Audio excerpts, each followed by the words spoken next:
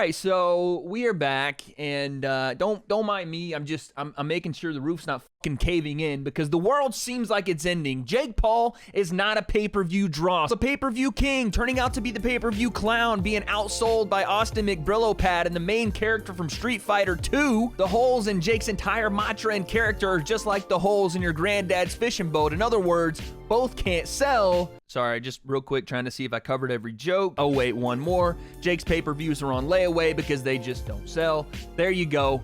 Now, with all the bullshit done and out of the way, let's actually talk about what the hell is happening with Jake's 65,000 pay-per-view buys and why, as much as you guys hate Jake Paul and as much as I don't like him, that's not entirely true, and this isn't as big a deal as people are making it out to be, but it can be damaging, especially for Jake. I'm gonna break down exactly why. But before we get started, guys, just hit that sub button down below because this is the one YouTube boxing channel that will give you statistical breakdowns, will give you factual information, will roast you like a marshmallow on the open fucking fire, and do it all with a smile. 2021 was our getting started year. 2022 is where we take the off. Jake Paul and Tyron Woodley's rematch was an absolute disaster. Or was it? The breakdown, let's go. All right, so first things first, we have to address what almost made me burst a blood vessel trying to reenact all the conspiracy theories on Twitter, and that is the 65K buys that Jake and Tyron apparently produced. And where that number comes from is a guy named Steve Mullenhassen, who apparently has sources that confirm that Jake and Tyron did around 65K on satellite/cable. Now, it is 2021, not 1990, so a lot of people don't necessarily buy their pay-per-views through cable anymore. It's just not the easiest way to go about it for most people. But there still are some that have their universal remote. They might have to go and clean it off. It's a little sticky from the HBO After Dark episodes. They still use that to find their pay-per-view in their cable catalog. There will be a specific channel that would have shown the Jake Paul fight, and that's how some people have ordered this. Now, apparently, based on, again, a lot of journalists that cover this boxing space, these are not my numbers. Usually 1/4 or 1/5 of Jake's total pay-per-view sales come from that cable distribution. So that 65,000 is nowhere near the total of what we should be actually looking at. But don't worry, I'm going to figure out what I think the total number is. Stay with me. All right, so there's two numbers we're gonna have to work off of. The first fight of Tyron Woodley and Jake Paul being 500,000, and this 65,000 number that we're talking about with cable and satellite sales for this fight. And the fact that Jake normally sells 1/5 or 1/4 of his total pay-per-view from that satellite and cable number, which is the 65K. That is how we're going to figure this out, or at least give an idea. I hope you brought your pencil and your notepad because it's pop quiz time. All right, so this is the calculator, and I'm not sure why letters are on here because math is supposed to be numbers, not letters. This is how bad I fucking suck at mathematics, but I know enough to try to do this, I think. All right, so 500,000. That was the number in the first fight, right? So if Jake does 1/4 or 1/5 of his audience from that 500,000, 1/5 would be 20%, 1/4 would be 25%. Let's say the high number, 25%. We go multiplied by 0.25, boom.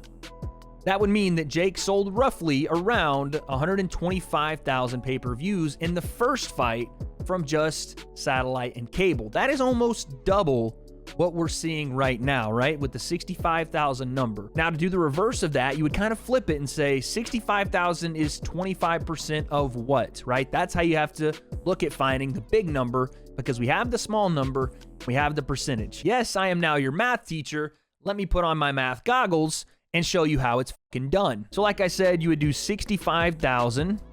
Now you would hit divided by 0.25 to find out what 65,000 is 25% of. 260,000. That is the total number of pay-per-view sales that we would be talking about. Jake doing 260,000, which no, it's not great, and it's around half of what he did in the first fight. And even if we were to do that for 20%, let's say that Jake did 65,000 and that was 1/5 of his total buys, right? We would do the same thing. Boom. 0.2, and then you have 325,000, right? That's a bigger number, still not what you'd want to see if you're calling yourself the boxing pound for pound pay-per-view king, but people are being disingenuous, not only with the 65,000 number being in their mind the total, but also that there were many factors that went into this pay-per-view selling as little as it did, and not many of them are even Jake's fault. I'll explain. So the question we have to ask is, why is this pay-per-view being projected as lower? Well, It's a couple of things. Jake has already won, right? He already had beaten Tyron Woodley the first time, and Tyron Woodley the second isn't as interesting. Even if they would have brought it back and run it back right away, I don't know how many people would have been interested in seeing Tyron Woodley and Jake Paul with a 2-3 month build. But you pile on top of that Jake already had an ingrained opponent in Tommy Fury that people not only in the US but the UK as well were going to get behind as Jake's first potential boxing fight with a boxer and the lineage of the Fury name. Those things, while they might not have flipped the needle, they would have moved it to a degree that probably was on par with Jake's first fight with Tyron and maybe a little better. That matters because Tommy Fury pulls out 2 weeks before the fight, and you rip that away, pull the rug out and say, go fight the guy you already beat. That doesn't make people want to go and watch that rematch again, especially at $60 per pay-per-view. Compile into that this is a December fight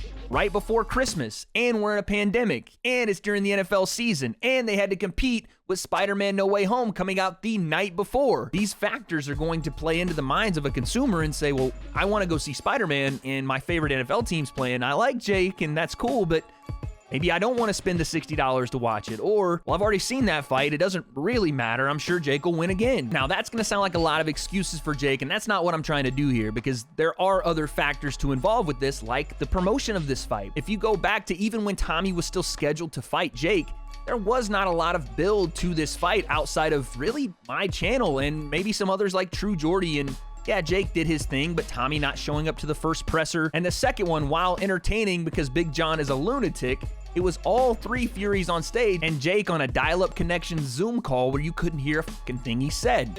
You shut up. Oh, Jesus. Part of that blame does have to go on Jake and on Showtime as the co-promoters, because if you are trying to promote a fight that has Jake Paul involved, it's an entertainment bout. Jake draws because people want to see him lose and stop the charade or stop the clownery. There is a level of authenticity with how much people hate him. But when you take away in people's mind his ability to lose by either throwing in a short notice opponent that he's already beaten, or you give a guy like Tommy Fury to Jake, who, yes, the storyline is there, but Tommy doesn't really engage with him. And if you can't convince people that Jake is the fake fighter or the guy that you want to see get his ass kicked, this thing doesn't work. This is why it's going to be damaging to Jake, because no one cares to now find out weeks later that Jake actually did 500,000 or actually did 300 or whatever the number was. They're not going to care. You already had Jorge Masvidal calling him the bitch boy on Twitter, not being able to afford the big boys after he threw up a graphic of Jake's face disappointed with a 65K next to it. No matter how inaccurate that number is, that's all people needed to see to reinforce what they already thought. I do think it damages Jake a little bit. I think it damages his ability to sell unless, again, you find the right dance partner, someone that will interact with Jake or someone he can get under their skin and create some controversy. Because again, for Jake, for the Pauls, they know this, we all know this, controversy is king, and it's what sells for them. So if you're Jake and his team, this isn't anything to be panicked by, but his next fight is going to have to restore in people's mind the element of hate, the element of entertainment, or something that brings people back after seeing that number. And yes, there were tons of factors that weren't under Jake's control and really weren't his fault, but ultimately it's going to have to be Jake versus a dance partner people believe can beat Jake and want to tune in to watch it happen. So with that being said, some questions we have as we leave off. Is Jake's pay-per-view star dwindling? Is he a pay-per-view flop? And the biggest question, why did I not know there were that many letters on a calculator or in math in general? I don't have the answers to that question or any of the others, but I do know there's a reason now why I failed algebra twice in college, and there's a reason Jake Paul did not sell like he did the first time. Can he recover, and will his next opponent be the right one to turn Jake back from the pay-per-view clown to the pay-per-view crown? Guess we'll find out.